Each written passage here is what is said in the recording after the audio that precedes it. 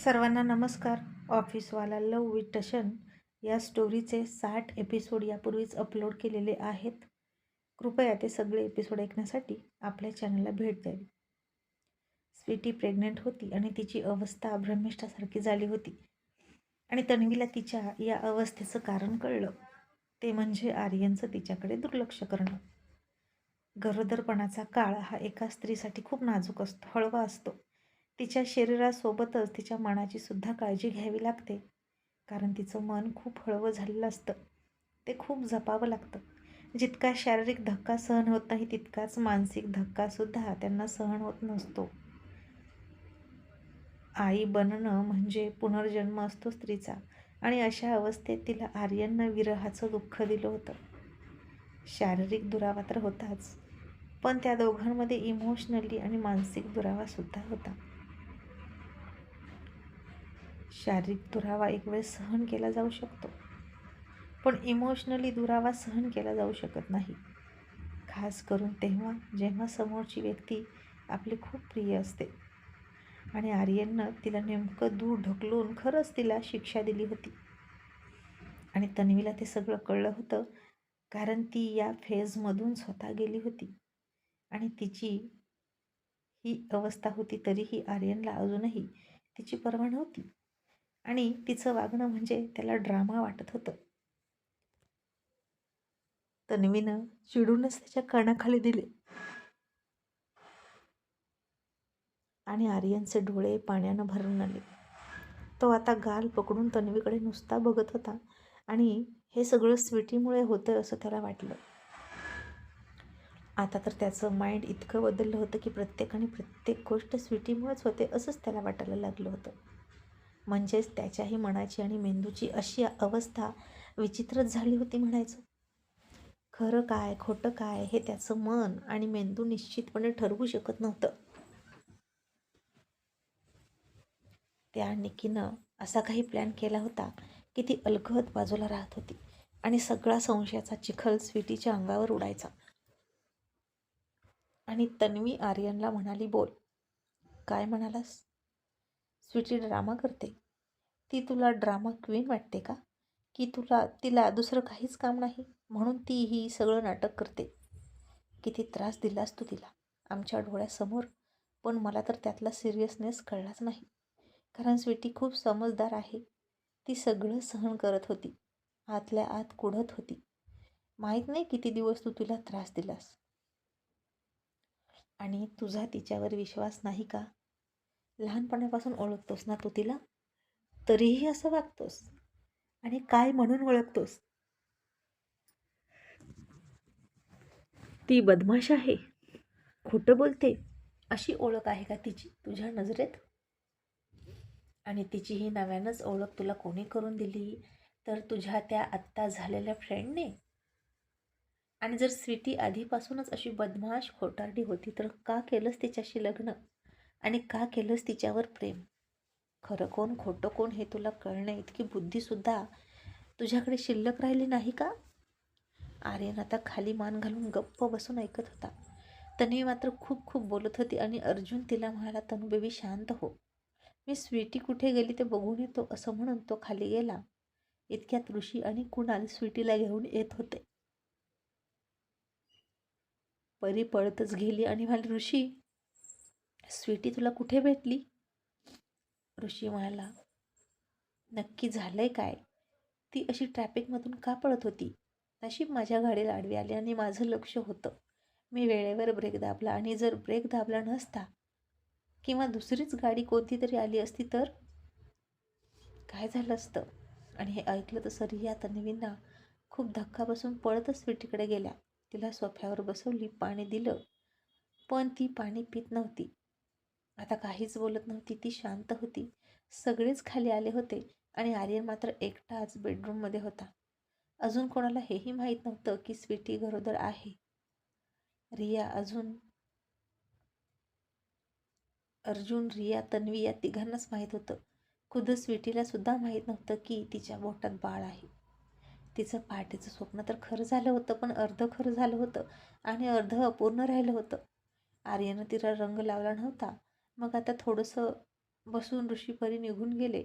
रिया कुणाला म्हणाले, आम्ही थांबतो. स्वीटी तू चल आमच्यासोबत. असं म्हणून रिया तिला घेऊन निघाली आणि तन्वी म्हणाली, नको रिया, ती माझ्यासोबतच थांबेल. कारण अशा वेळी तन्वीच तिला जास्त चांगलं हँडल करू शकते आणि आर्यनपासून दूर ठेवू शकते. आणि तिला तिच्या शरीरात झालेले बदलसुद्धा समजावून सांगायचे होते. नाहीतर पुन्हा ती वेड्यासारखी कशीही पळायची आणि काही झालं तर. आणि आर्यनला ही न्यूज कधी सांगायची याबाबतीत अर्जुन म्हणजे अजून काहीच निर्णय घेतला नाही. मग अर्जुन आर्यनकडे झोपायला गेला आणि स्वीटीला तन्वी तिच्यासोबत घेऊन गेली. बेडवरच तिनं स्वीटीला मिठीत घेतली. प्रेमानं तिच्या पाठीवरून हात फिरवत राहिले आणि स्वीटी मात्र डोळ्यातून अश्रू काढत तिच्या मिठीत बसली होती. मग काही वेळानं स्वीटी झोपली आणि अर्जुन आला आणि तिला म्हणाला, तनू मी टायगरला बोलू का या न्यूजबद्दल?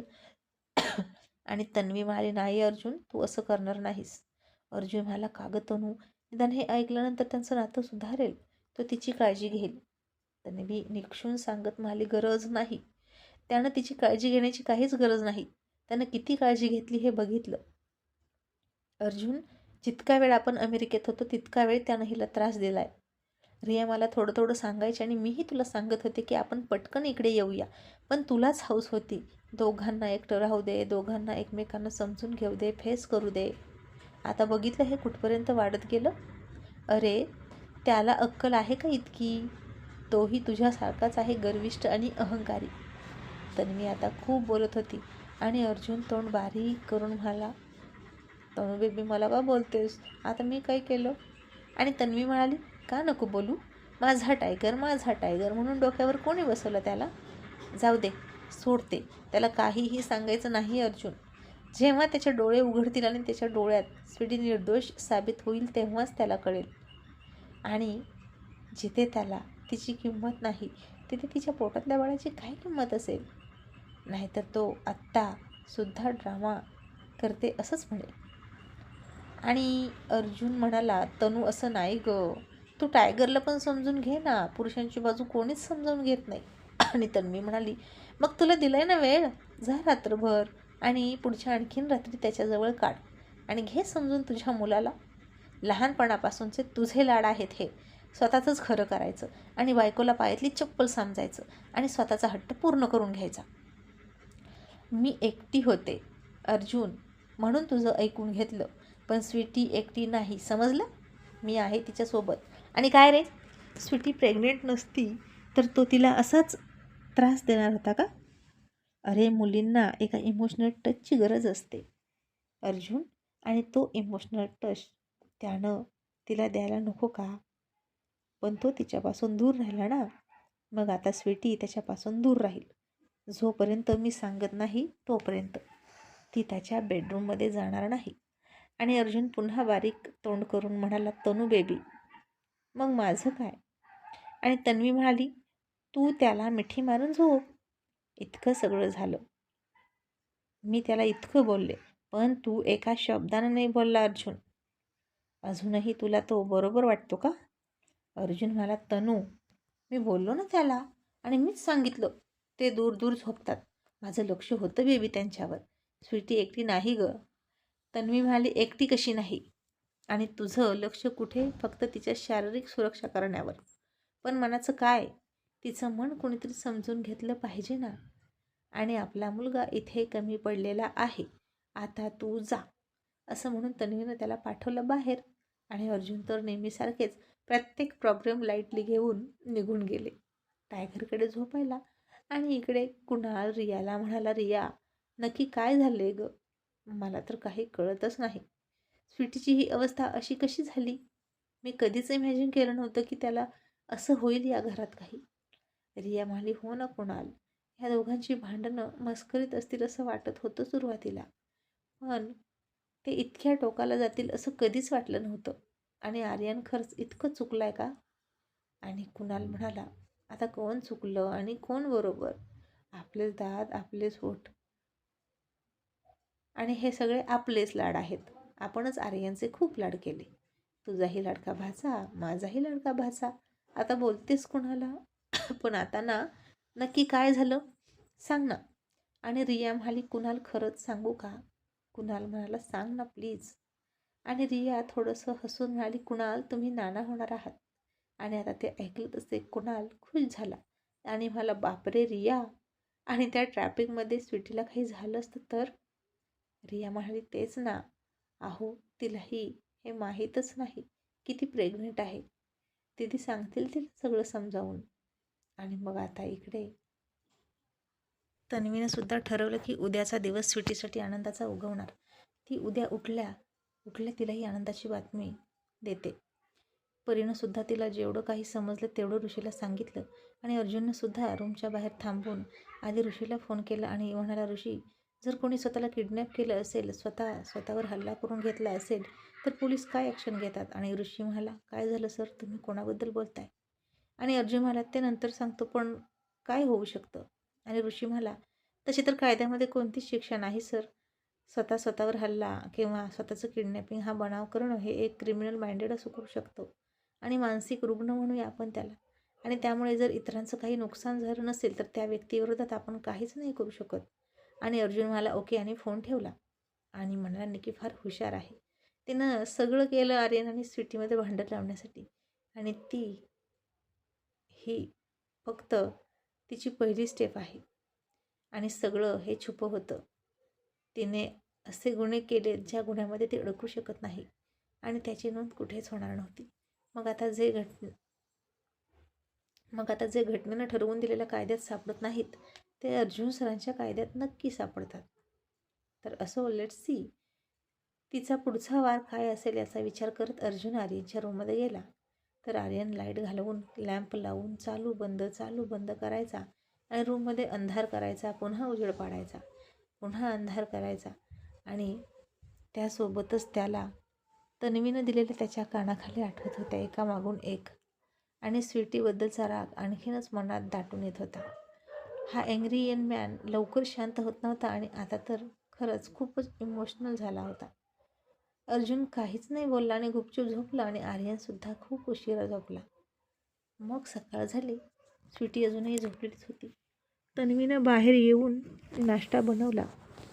अर्जुनने आणि आर्यननं गुपचूप नाश्ता केला. तन्वी आर्यनला बोलली नाही. दोघेही गुपचूप ऑफिसला निघून गेले आणि रिया कुणालसुद्धा नाश्ता करून निघून गेले.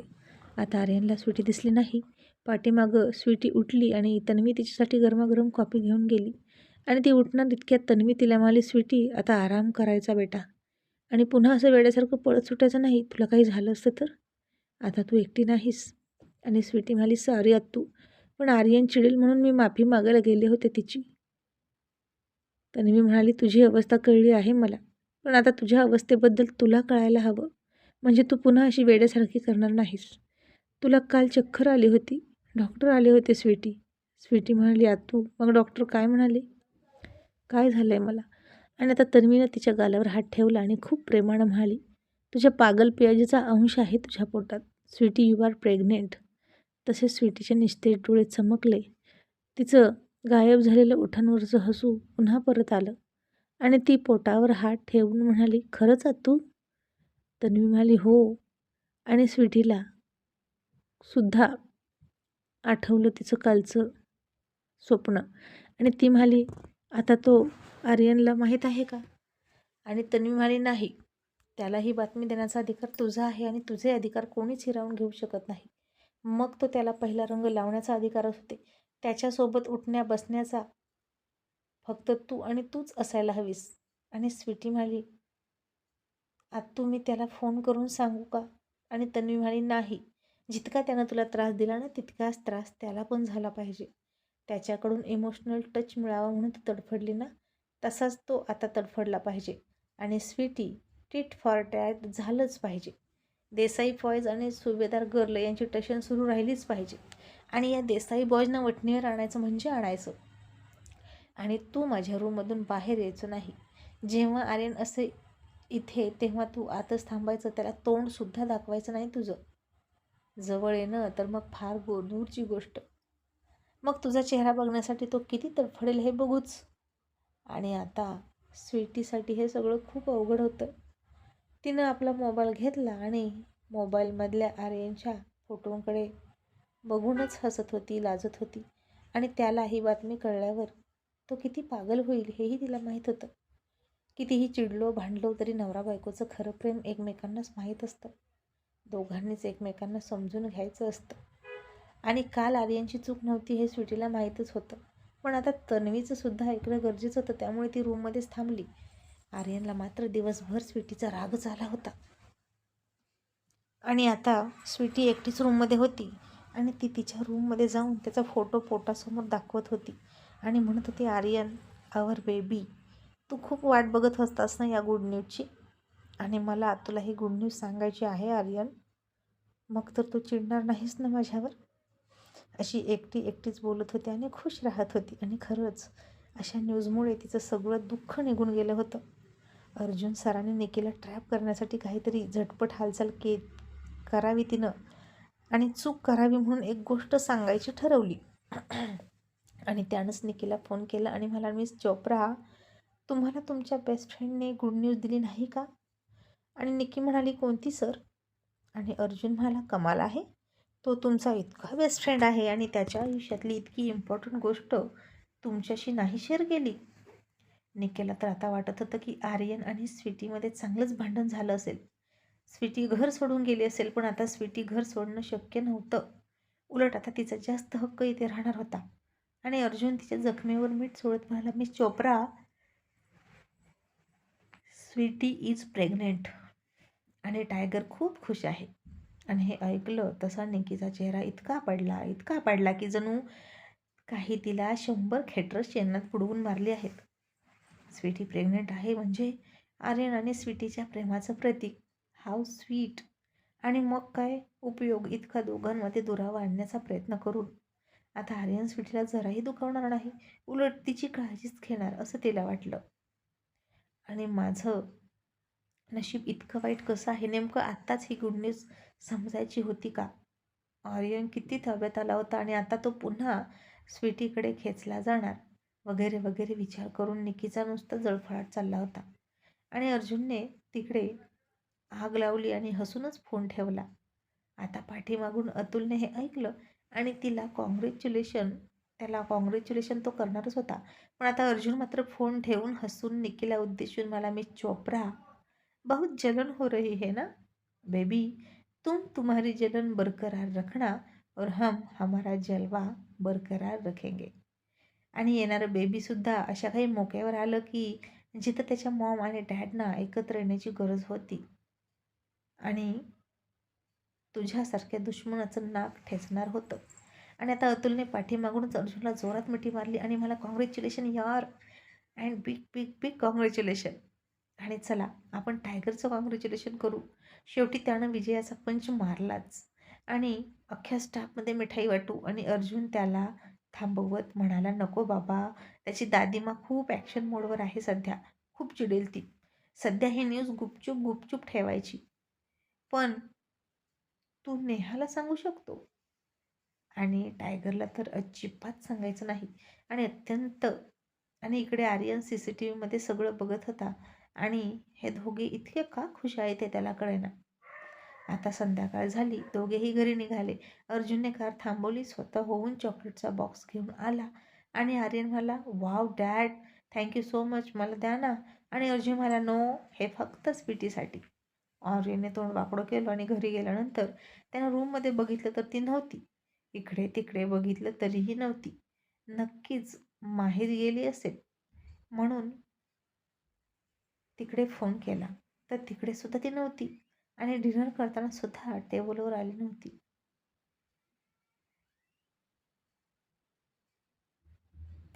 आणि उगीचच आता तो तन्वीच्या रूममध्ये डोकवायचा सारखा. आणि तन्वी त्याच्याकडे रागानं बघायची आणि तो गुपचूप खात बसायचा. फक्त चुळबुळ करायचा, कारण आता तिला बघण्याची इच्छा निर्माण झाली होती. आणि काहीही म्हणा, ये कमबख्त दिल होता है ना, बहुत बुरा होता है, बार बार उसी पर ही आता है. आर्यन आता बेडरूममध्ये गेला.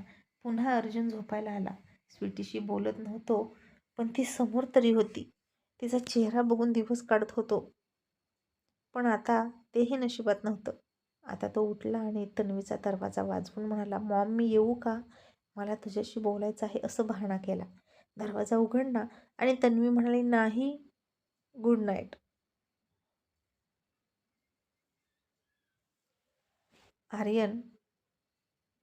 आर्यननं दरवाजा वाजवला पण तिनं उघडलाच नाही. आणि एक दिवस स्वीटी नाही दिसली तर टायगरची ही अवस्था. मग जेव्हा ती प्रेग्नेंट आहे हे कळेल तर तो तिच्यासाठी तिला भेटण्यासाठी किती तडफडेल.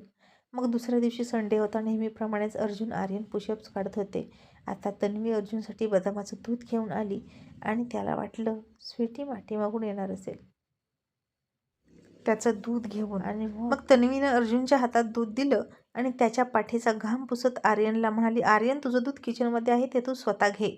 आणि आता त्याचा चेहरा खूप पडला आणि तो स्वीटीनं त्याचं लाजून घाम पुसणं, त्याच्या डोळ्यात बघणं, ते रोमॅन्टिक होणं, लाजणं सगळं खूप मिस करत होता. आणि तो म्हणाला हळूच घाबरत घाबरत, मॉम ती कुठे आहे? आणि तन्वी म्हणाली, ती कोण? ती नौटंकी बाज का? तसं आर्यनचं पुन्हा तोंड पडलं आणि तो निघाला.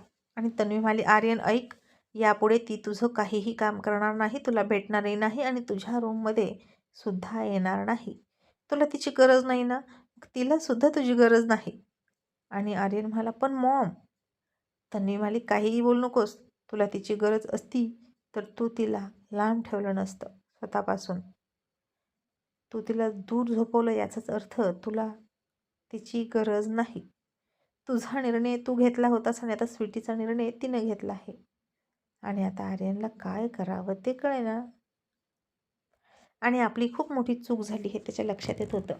स्वीटीच्या बाजूने मॉम इतकी खंबीर उभा राहील असं त्याला वाटलंच नव्हतं. म्हणून तर तो स्वीटीला म्हणत होता की बाहेर कोणालाही सांगू नकोस हे सगळं. आणि गुपचूप गुपचूप एकटीवर इमोशनल अत्याचार करत होता हा छोटा धूमकेतू. कारण त्याला माहीत होतं हे बाहेर पडलं तर त्याचं काही खरं नव्हतं. आणि आता तसंच झालं. तन्वीमध्ये आली दोघांच्या आणि टायगरचे 12 वाजणार होते. आता त्याची भेगी बिल्ली झाली. रूममध्ये गेला आणि अर्जुन मला, तनू बघ ना त्यानं किती छोटं तोंड केलं, सोड ना गं. आणि तन्वी म्हणाली, मग तुलाही तुझं दूध किचनमध्ये जाऊन घ्यायचं आहे का अर्जुन? आणि इकडे तसं त्यानं गुपचूप दूध घेतलं आणि नको मला नको मला म्हणत होता. बेबी मला का शिक्षा देतेस? मला कुठे फ्रेंडशिप गर्लफ्रेंड आहेत? तुझ्या टायगरला आहेत तशा. आणि आता आर्यनने सरळ तयार होऊन बाहेर निघण्याची तयारी केली. गाडीत बसता बसता अर्जुन तन्वीच्या खिडकीकडे बघितलं आणि त्याला पडद्याच्या आडून त्याला बघताना स्वीटी दिसली, पण थोडीशी. स्वीटी मात्र त्याला पूर्ण बघत होती आणि त्यातच समाधान मानत होती. आणि तो आता हळूच खिडकीच्या मागे आला. तसं तन्वी तिकडे आली आणि तिनं खिडकी लावून घेतली रागातच. आणि आर्यन हिरमुसला आणि स्वीटी म्हणाली, आतू बघू दे ना. आणि तन्वी म्हणाली, नो. एका रूममध्ये राहून तो तुला दूर ठेवून काय साबित करत होता की तो दूर ढकलू शकतो ना? मग आता एकाच घरात राहून तुझा चेहरा त्याला दाखवायचा नाही, समजलं? आणि बघूच कोण जास्त काळ जिवंत राहतं. आणि आता हे ऐकलं आणि आर्यन निराश होऊन निघून गेला. तो स्वीटला जितकी शिक्षा देत होता त्याच्यापेक्षा जास्त शिक्षा त्याला भेटत होती. आणि इमोशनली टच होणं, हर्ट होणं काय असतं हे आता त्याला कळत होतं. आता त्याला कळत होतं की स्वीटी न दिसल्यामुळे तो किती सरबैर होईल. आणि आता तो गाडीचा दरवाजा उघडून गाडीत बसतोय असं वाटून चक्क सिक्युरिटीच्या त्या छोट्या केबिनमध्ये शिरला आणि दार लावलं. आणि सिक्युरिटी म्हणाला, सर तुम्ही इकडे कुठे येत आहात? आणि तसा तो भानावर आला आणि सॉरी म्हणाला. आणि आता तो भ्रमिष्ट होण्याची वेळ आली होती.